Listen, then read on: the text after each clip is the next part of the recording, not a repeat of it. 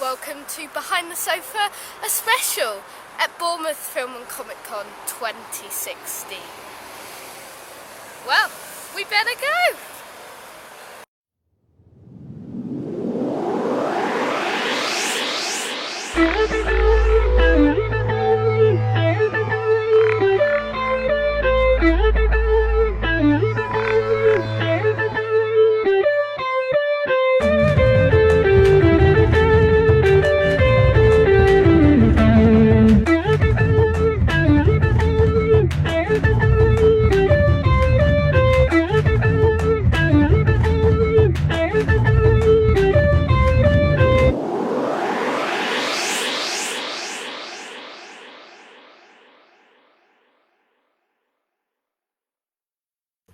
A look at Bournemouth Film Comic Con 2016. Excellent. So we spent the majority of the day there today, didn't we? That's why we've got this podcast on. Why we were so late.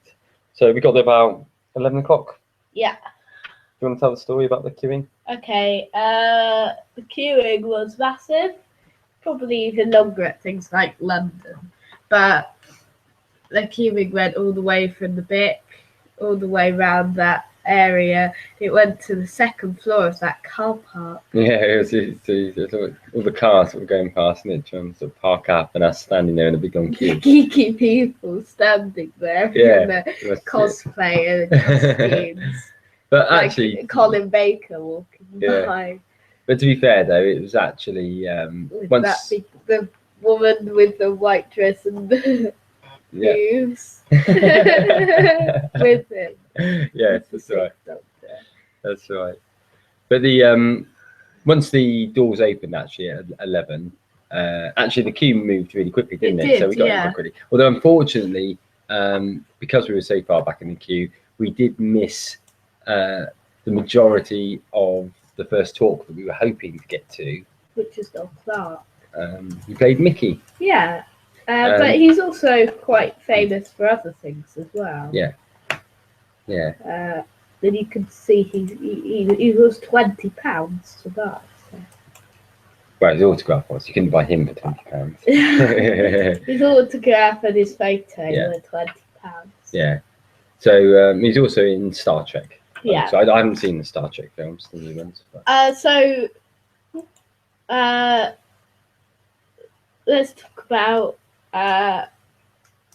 some of the highlights. Okay. So should we talk about first of all about the Doctor Who related people that were there? Yes. Did you want to reel those off? So there was Noel Clarke, Mickey. There was Kai Owen from Torchwood. Riot, by the way. Anneke Wills, Polly. Paul Darrow plays various roles in Doctor Who. Jemma Redgrave, Kate Stewart.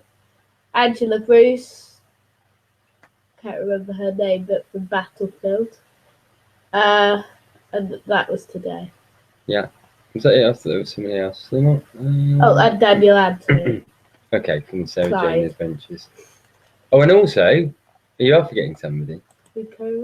Rico Ross, yeah. But it doesn't say here that Rico Ross, Aliens Death Wish. Yeah, but as we know, he was in Doctor Who. The ringmaster and greatest show in the galaxy. Yeah, our favourite episode. Not. But Fraser Hines was the person we were originally trying to meet. We would love to have met Fraser, wouldn't we? But sadly, the other day we learned that he was going on he changed his day to the Sunday. Yeah. Or we'd accidentally looked at it wrong. No, it was definitely Saturday initially. Yeah. It definitely was. And so he'd moved his day to the Sunday, but then today he cancelled his. So there's the only people there tomorrow are Dorian, Simon Fishbecker, Colin Spall from Rose of the Cybermen, Age of Steel, and Ian McNeice from Winston Churchill. Yeah, what about the Cyberman guy? Is he there? Oh, yeah. Kevin Hudson. Not very good. Yeah, well, you couldn't really tell. So, anyone could turn up. I could turn up and say that I was a Cyberman and no one would know, would they? It's just the background character, though, look. Yeah. But It was really good though, wasn't it? We had a great time. I mean, we listened to a handful of talks. And we'll talk about them in a second. Okay. And bought some merchandise. Yes. Met the very lovely Jemma Redgrave. Yeah. And you got your autograph with her. And the photo. That's photograph with her. And she was really lovely actually, wasn't she? She was really, really lovely. Really nice to talk to and everything. And, we enjoyed that. Do you think that was the highlight of the day? Probably. Yeah, I think it probably was. I like meeting the people. Yeah. And also, I can't remember if I said it already, but sort of we had a look around all the merchandise that was there. We had a look at the cosplay stuff. Yeah. Which is good. There's a blind date thing going on there when we were there. Blind date cosplay. That was strange. That was strange, wasn't it? It was one of these things that was borderline cringeful, but it was actually really entertaining. Yeah. Particularly because the host messed up right at the end, didn't he? And he read the wrong number as the one. But that was quite funny. And the person who had won was the really non-romantic guy who goes to Gotham. Yeah. Over here we've got some more sightings. Doctor Who and other things. And then talks over here, like so. Yeah. And other things. Yeah. So, should we talk a little bit about? Should we talk talks? Yeah, talks. Talks. So, what should we start with?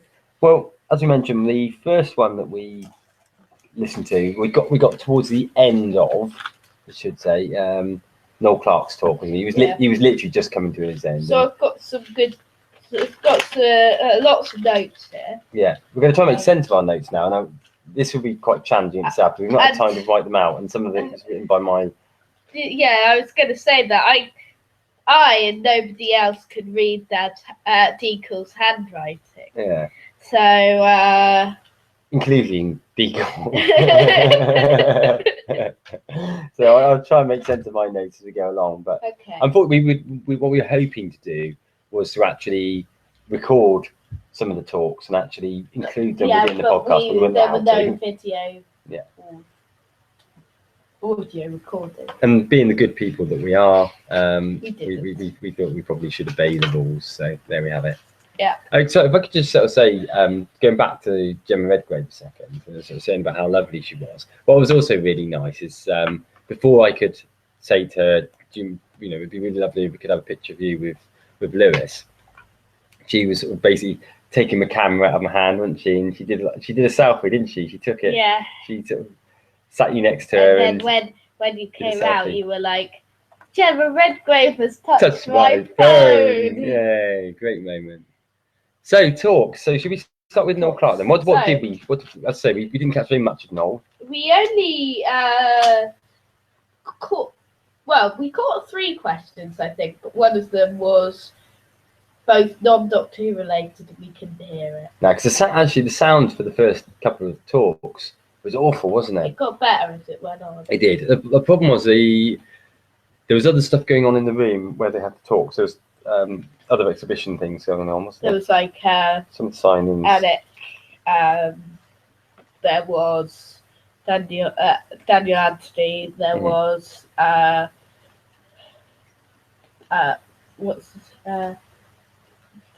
Angela Bruce. I think the other thing that made it really noisy. Top Angela Bruce. Yeah, I think the thing that made it really noisy though was that they had that little gaming area, didn't they? Yeah. Just sat behind. Yeah, like you said, sort of cards sort of area. I remember it was like sort of like gaming, sort of tabletop game sort of stuff going on. I think that's where the noise was coming from. But it just meant that because the speaker system they were using, the PA system they were using from the early part of the talks was just a little bit muffly, and it made it very difficult if you were sat in certain parts of the arena to hear what was being said. But we did catch a few bits from Noel Clarke. So the first thing we heard him answer was a question from one of the lovely people at the Noel Clarke panel, and was asked what does he think of Rose as a character, and he said she was okay. I think what he meant was she was really good, and she. I think he was sort of joking around a little bit. Noel Clarke was also asked, "Would you like to see a female Doctor?" He said, "I would, but I don't think they'd be brave enough to do it." He then asked the audience whether they wanted it, and they said it should be a man. Yeah, Majority. It was the majority, wasn't it? Yeah. Including us. Including us, yeah. So that was good. I enjoyed listening to it. It was a shame we didn't get to hear more of Noel. Yeah. We're not being sexist, by the way, guys. No. It's just. I think it's pure. If Doctor had started as a woman, we'd enjoy it just as much, wouldn't we? And I think what we've said is we'd love to see, in the same way as you really loved the Sarah Jane Adventures, which was the lead role was a woman. If there was a series about a woman Time Lord, you'd probably really enjoy it, wouldn't you? It's just the fact is, Doctor is a man. Yeah. And I think that's it, isn't it? You know, whilst he potentially could turn into a woman, it doesn't necessarily feel like he has to. No. Can you? Yeah, I'll move on. Darrow, Doctor Who notes, and then you can talk a little bit about Blake 7.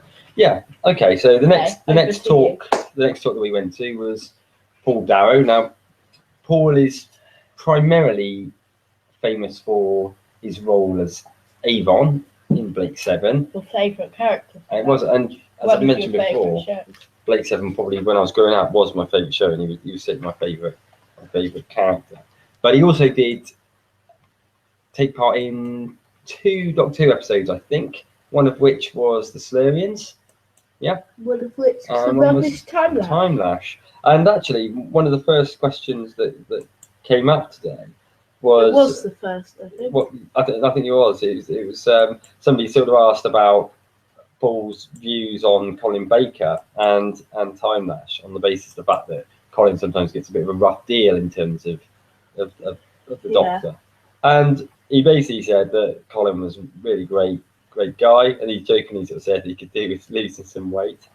But his actual he defined Time Lash as being a crap story, didn't he? Which it is. Which I can't comment. I don't really remember that one.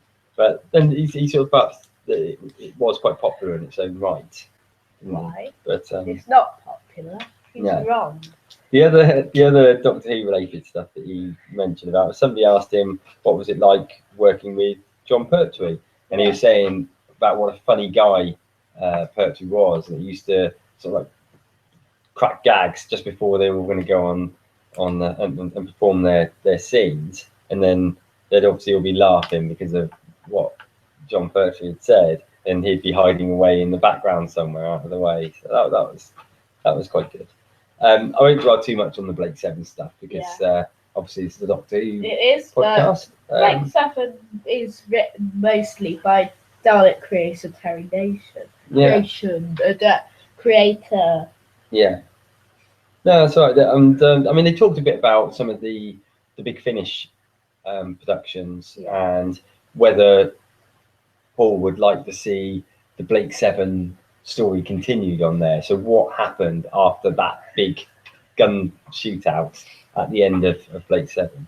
Ended. And he obviously sort of spoke very fondly of Big Finish. He also he sort of told a great story about his sort of showdown with Blake, and I think the actor that played Blake had basically sort of said, one of us is going to have to go, and Paul said, yes, guess who? And obviously the survivor from the fight, or we assume the survivor is Avon. So that's probably.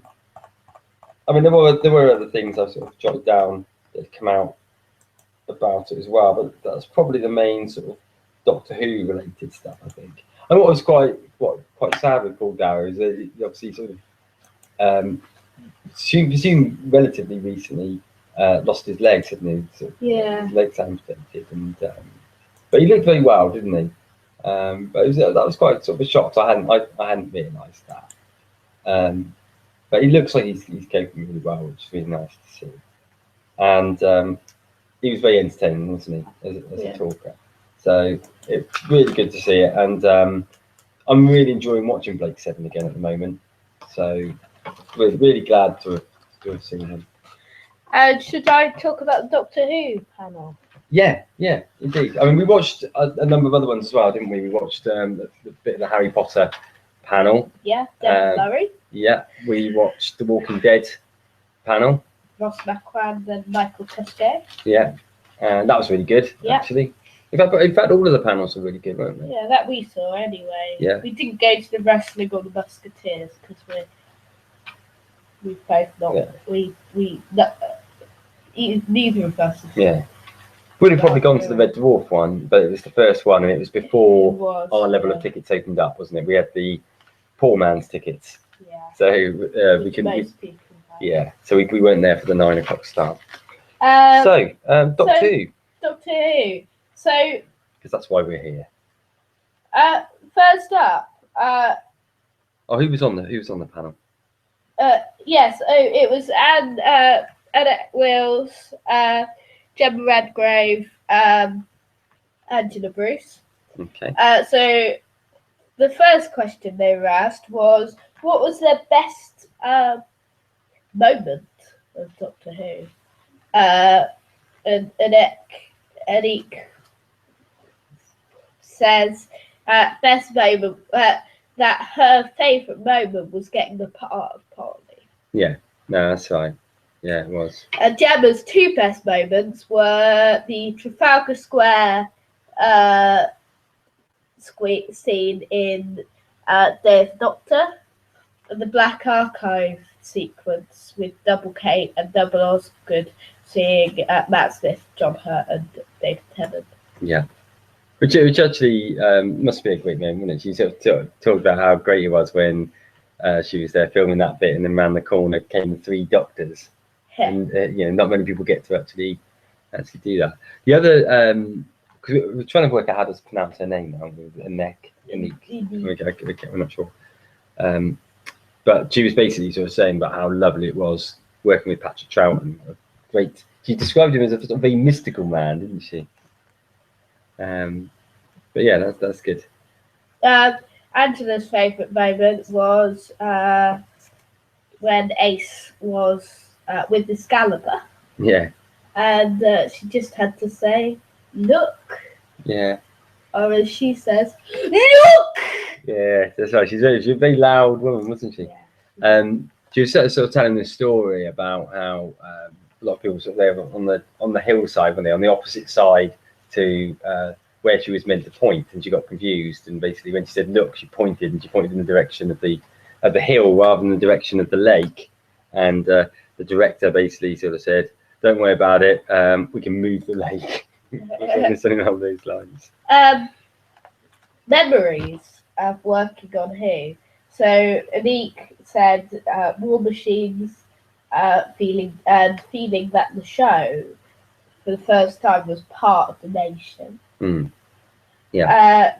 Jemma Redgrave said growing up with it, being terrified and hiding behind the sofa. We loved that, didn't she? Because it felt, because obviously we have our sister vidcast for this podcast Behind the Sofa, and we were wearing our Behind the Sofa t-shirts. Is it a she or a he? I think you normally call it your sister one, yeah. Oh yeah, because you're a bit sexist. I don't know why it is. They always say the sister channel or whatever. It's just sort of sister. It's just the way it is. But yeah, but she mentioned hiding behind the sofa, and yeah.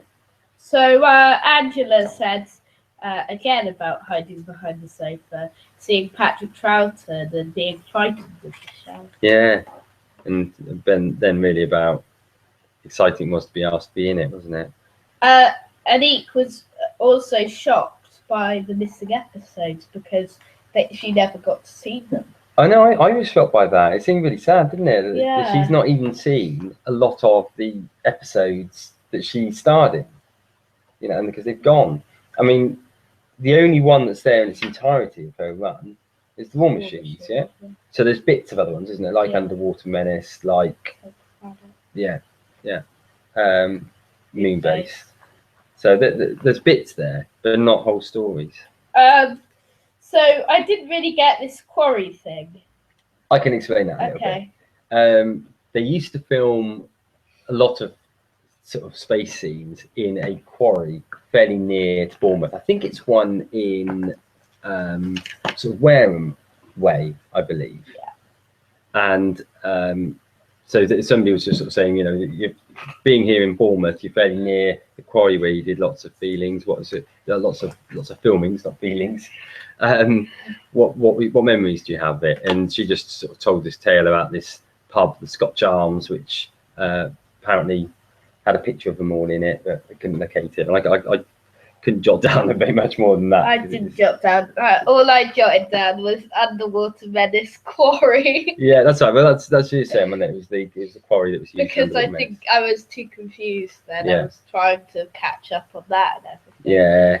So when asked what's it like working with the unit, Jemma said it's thrilling to be the leader.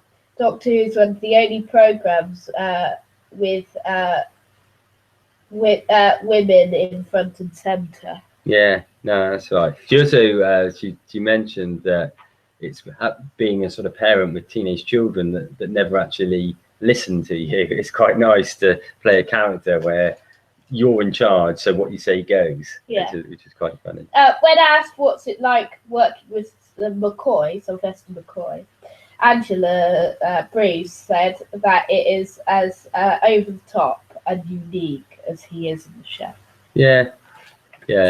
She sort of commented a bit about how it was, in many ways, it was probably harder for someone like Sylvester McCoy because the BBC itself had grown out of love. You know, no longer really loved the programme in the same way as it used to. So it wasn't really pumping much money in it. So it had probably more sticky back plastic stuff going on than it ever did before. And Sylvester McCoy still managed to make it work. What they were asked then what they enjoyed working on other than Who. So Anneke said The Avengers, The Saints and The Railway Children. Angela said Hair, The Rocky Horror Show and Coronation Street. Yeah. And Jemma said Coronation Street made her grandfather get a TV. Yeah. There was a bit of a love-in for Coronation Street going on, wasn't there? I've always hated Coronation Street. Me too. I like EastEnders though. Yeah. I think what I thought was quite charming actually, thinking about the Railway Children, because she was saying that they were talking a little bit about television and I think it might have been the granddad she was talking about, and it was like, oh, Railway Children's going to be on the telly. You know, Anneke's in this show, and so you have to come down and watch it. And he said, oh, she'll wait for me, which is kind of funny. And Jemma was then sort of saying, well, actually, you know, whilst that was the case now, these days you can, because you can just pause live telly. You can, you know, even things like the football you can pause. So that was good. So on working with Dad, what's the best tragic comedian ending?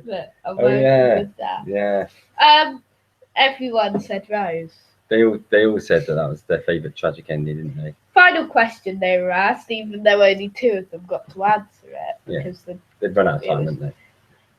What's their favourite Doctor Who alien? Jemma said Big Finish with the Marshman on TV, and second favourites are Daleks and the Cybermen, which had a great influence on her Doctor Who life. I think what she was saying, wasn't she, was that one of the Big Finish productions that she's done, she's got to work with the Marshmen. I'm guessing it's Unit 2 Domination. Yeah. Wait, is it Domination Take Over? And I don't think she was overly familiar with the Marshmen from, is it a Tom Baker episode, aren't they? Yeah. And so I think she found that quite exciting working with them, didn't she? Also, Anneke said next week she's recording Target for the Macra Terror, and they are her favourite Doctor Who alien. Yeah. So that'll be one of the stories that she was in that's missing, yeah? Yeah. Yeah, so that's quite I nice. really want to see that one. Yeah. It looks quite good. Yeah, but they were sort of commenting, weren't they? She was commenting in the fact that was one of the ones that was really seen as being a sort of truly scary episode. Yeah. So yeah, that was good. A good roundup of the talk there. Yeah. Yeah. Hello, we are at Bournemouth Film Comic Con, as you've heard before on this very vidcast even, and many things before. I'm just going to explain what we've been doing today. First of all, merchandise. New pop vinyl, Weeping Angel. Quite a cool one. Almost completed my Series 1 collection of that. I've also got a couple of figures in here, as long as I can find them. Right. So, got a Leela figure. And we have a figure of the Rastronada. So 2 very cool figures there of characters who, Leela is a character that me and Deacle had been wanting to have for years. We also met Jemma Redgrave, who played Kate Stewart, and yeah, so we've been enjoying it, haven't we, Deacle? We have. We've watched a few talks, and which we'll probably chat about a bit later. Yes. And had a good look around. You can see in the background, if I sort of sit there, you can see the Scooby-Doo, what's it called, Mystery Machine, isn't Mystery it? Machine, Which is yeah. pretty cool. And all in all, we've had a good time, haven't we? Yeah. And we're still here. We're still here for a couple more hours or so yet. And we've got matching t-shirts on. We have. Oh, no, let's have a look at the t-shirt. Your very own behind the sofa t-shirt. Oh, everyone's going to want one of those. Everyone's going to want one of them, yeah. So there's cosplayers and there's behind the sofa t-shirts, and Yeah. you can't beat it behind You the can't sofa beat it t-shirt. behind the sofa t-shirt. So more coming up later on Behind the Sofa, more inside chat about Bournemouth Film Comic Con 2016. So is there anything else you want to talk about for the comic? What about? Did you want to mention about the one later on in the year? Oh yeah. So obviously, we live in Dorset, which is where Bournemouth is. So that's the easiest Comic Con for us to get to. Yeah, they've announced that Doctor Who wise, there are people that are going to be there so far. In September, yeah. Yeah, Yeah. from September 3rd to the 4th. These are only the first people to be announced. There are much more to come, it says. Yep. So the Doctor Who people are Peter Purvis, who played Stephen, Mm-hmm. and is also famous for Blue Peter. Deborah Watling, Victoria. Mm-hmm. Catherine Stewart, Jenny. Yep. And David Goodison, who played the Destiny of the Daleks, Davros. Yeah. And also Crichton from Red Dwarf. Yes. Yeah. That's Robert quality. Llewellyn. Yeah. Is it? Yeah. Yeah.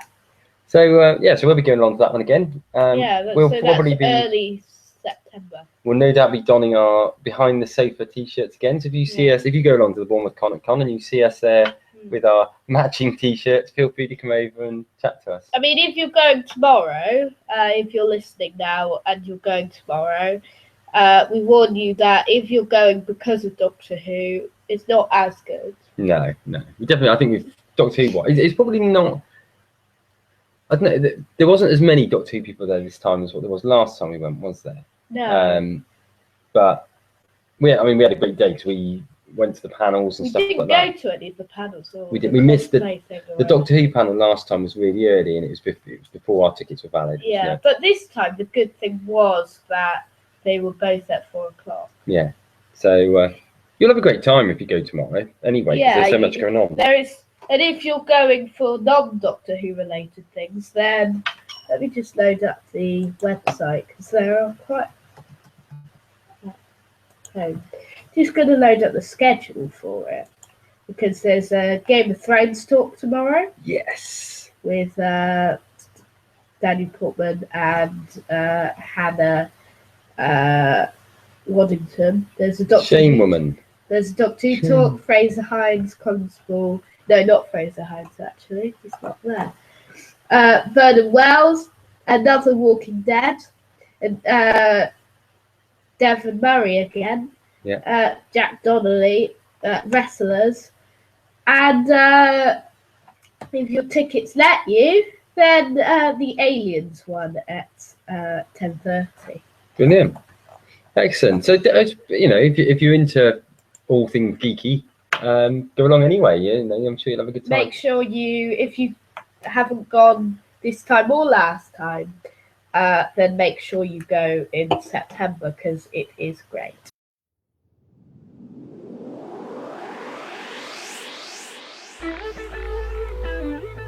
Thank you for watching Behind the Sofa.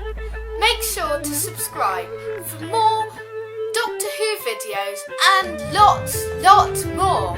We will be back for another video soon. So keep watching, keep subscribing and keep loving Who. Goodbye!